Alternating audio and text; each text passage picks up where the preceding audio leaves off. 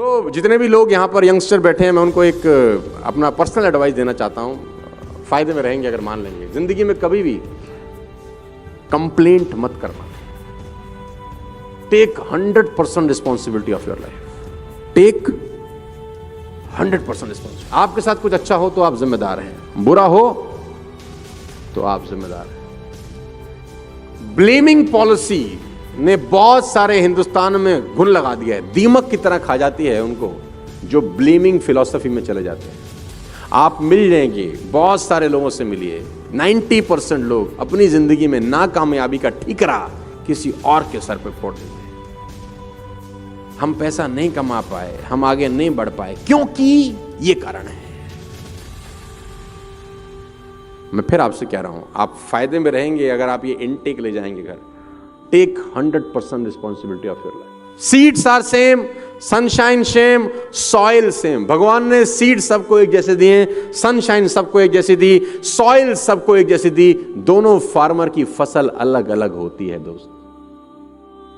Not because of seeds, soil, sand, because of efforts you put in, because of the activity you put in. तो never in your life कभी किसी और को responsible मत ठहराना। एक लड़का लैंप के नीचे कुछ ढूंढ रहा है, एक लड़का रात को लैंप के नीचे, ऊपर लाइट जल रही है, कुछ ढूंढ रहा है। उसका दोस्त पहुंचा, उसने बोला सुरेश तू क्या ढूंढ रहा है? सुरेश ने कहा मेरे चाबी खो गई है। तो सुरेश के साथ उसका दोस्त भी चाबी ढूंढने में लग गया। ढूंढे ढूंढे ढूंढे 10 मिनट हो गया, चाबी नहीं मिली। तो उसने सुरेश से पूछा, अरे भाई इतनी देर होगी, इतनी सी जगह है, चाबी कहां खोई थी? तो उसने बोला कमरे के अंदर। बोला कमरे में? घर में? तो यहां क्यों ढूंढ रहा है? बोला घर में लाइट जो नहीं है। उसने बोला घर में लाइट नहीं है और यहां का क्या मतलब? जो चीज खोई अंदर है वो बाहर नहीं मिलेगी। जो चीज खोई अंदर होती है वो अंदर ही ढूंढने से मिलती है। इसीलिए मैं बोलता हूं अपनी ही तलाशी लेनी है, अपनी ही तलाशी लेनी है। You are responsible for everything.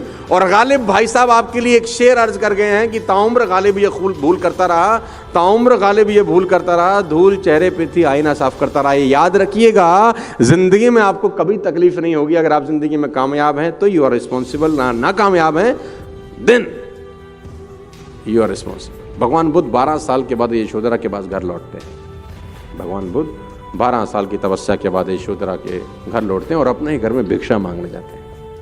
दरवाजा खटखटाते हैं, यशोधरा ने दरवाजा खोला। अब वो भगवान बुद्ध को देखकर अवाक रह गई। 12 साल के बाद देखा था। बुद्ध ने कहा भिक्षाम देहि। तो यशोधरा को बहुत गुस्सा आया, क्योंकि बिन बताए गए थे, रात को उसको सोता छोड़ के चले गए थे। अब वो बुद्ध हो गए थे, वो परम ज्ञान का अनुभव हुआ। तो यशोधरा ने एक बड़ा खतरनाक सवाल बुद्ध से पूछा। वो भी तो बहुत तेज थी, बुद्ध की पत्नी थी। उसने बोला जिसको खोजने जंगल में गए थे, क्या वो घर पे नहीं था? बड़ा खतरनाक सवाल था। यशोधरा ने पूछा जो ढूंढने जंगल में गए थे, क्या वो घर में मौजूद नहीं था? भगवान तो हर जगह है। तो मुस्कुराते हुए बुद्ध ने कहा घर में मौजूद था।